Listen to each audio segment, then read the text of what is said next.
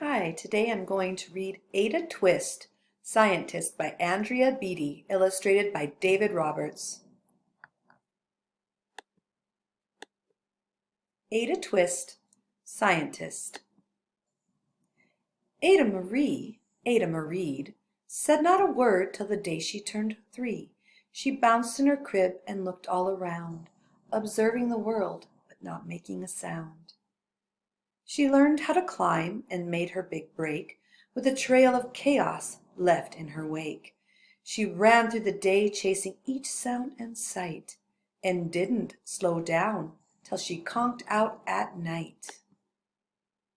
Her parents were frazzled, but tried not to freak, as great Ada grew bigger and still did not speak. Clearly young Ada, with lots in her head, would have something to say when it ought to be said.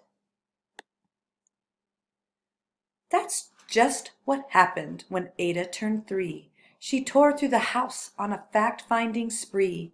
She climbed up the clock just as high as she could. Her parents yelled stop, as all good parents would. Ada's chin quivered, but she did not cry. She took a deep breath and she simply asked why.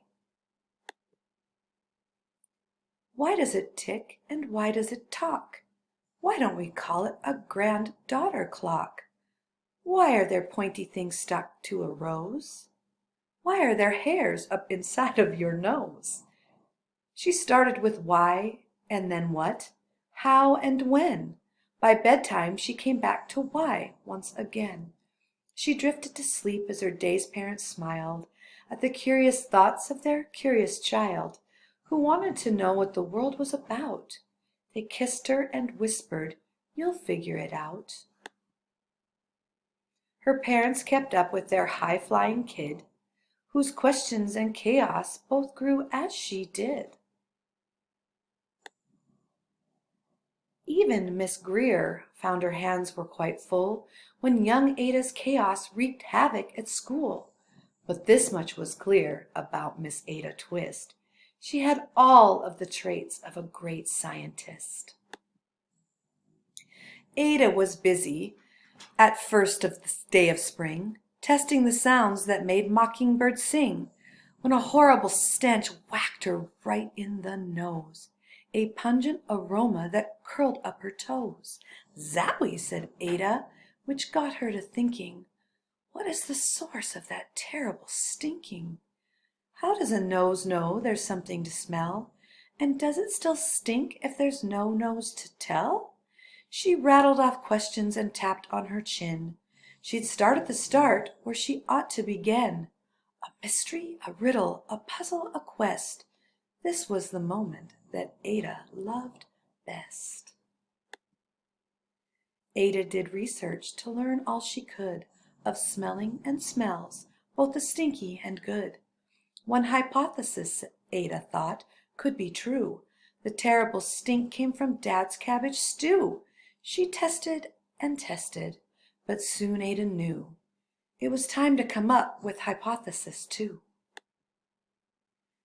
Then zowie! The stink struck again just like that. Hypothesis 2. It's caused by the cat. The cat couldn't make such a stink on its own. It needed perfume and some fancy cologne. So young Ada tested. The test was a flop. She started again, but her parents yelled, "Stop!" Ada Marie, to the thinking chair, now, by the time we count 3.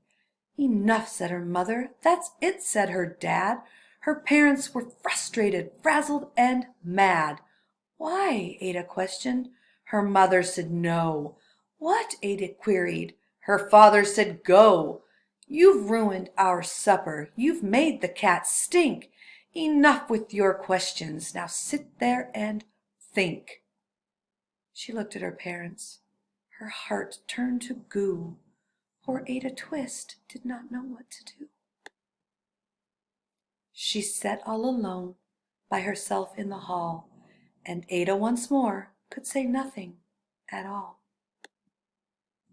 And so Ada sat, and she sat, and she sat, and she thought about science and Stu and the cat, and how her experiments made such a big mess. Does it have to be so? Is that part of success? Are messes a problem? And while she was thinking, what was the source of that terrible stinking? Ada Marie did what scientists do. She asked a small question, and then she asked two. And each of those led her to 3 questions more, and some of those questions resulted in 4. As Ada got thinking, she really dug in.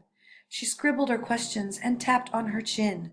She started at why, and then what, how and when. At the end of the hall, she reached why once again. Her parents calmed down and they came back to talk.